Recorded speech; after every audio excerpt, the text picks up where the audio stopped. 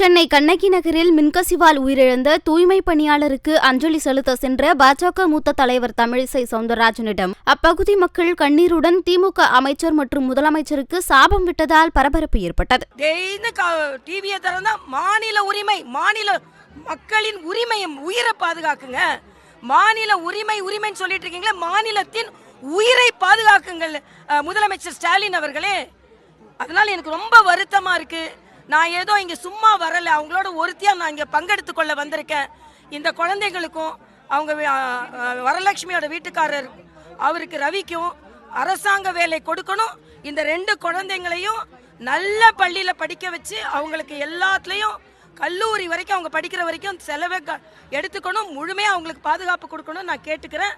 சும்மா எப்ப பார்த்தாலும் மாநில உரிமை, மாநிலத்தோட உயிரை பாதுகாங்க முதல்ல ஸ்டாலின் அவர்களே. அதனால எல்லாரும் இவங்களோட அழுகையை என்னால தாங்கவே முடியல. அதனால இந்த பகுதி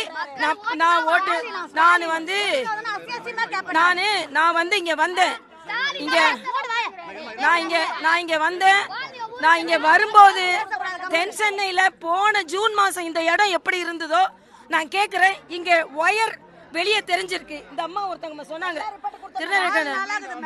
தினம் கேக்குறேன்னா 300 ரூபாய் கொடுங்க, அதை சரி பண்ணி கொடுக்கறேன்னா என்ன அர்த்தம் நான் கேக்குறேன். அதுக்கு அரசாங்கம் எதுக்கு? அரசாங்கம் எதுக்கு?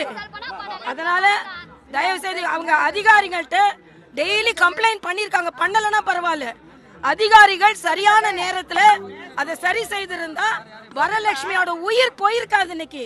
அதனால அரசாங்கம் இனிமையும் விளம்பரம் பண்ணிட்டு இப்படி அப்படி இப்படின்னு சொல்லிட்டு இருக்காம தயவு செய்து ரோட்ல இறங்கி உங்க எம்பியையும் உங்க எம்எல்ஏயும் பார்க்க சொல்லுங்க. என்ன ஓட்டு வாங்கிட்டு அப்படியே ஓடி போக சொல்லாதுங்க. அதனால தயவு செய்து நான் இப்ப ஏற்கனவே அவங்களுக்கு அதாவது 71% காவா அடைச்சிருக்கு.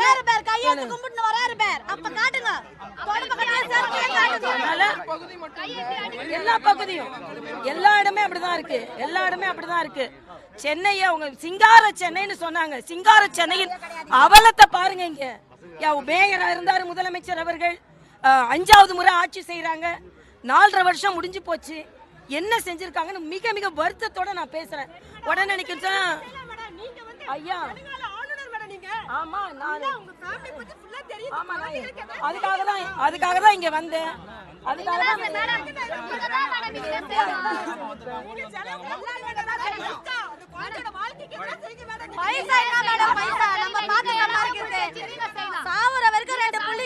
கவர்மெண்ட் எதனா செஞ்சுதான் ஆகணும். அவங்க காலேஜ் போற வரைக்கும், அவங்க கல்யாணம் பண்ணி முடிக்கிற வரைக்கும்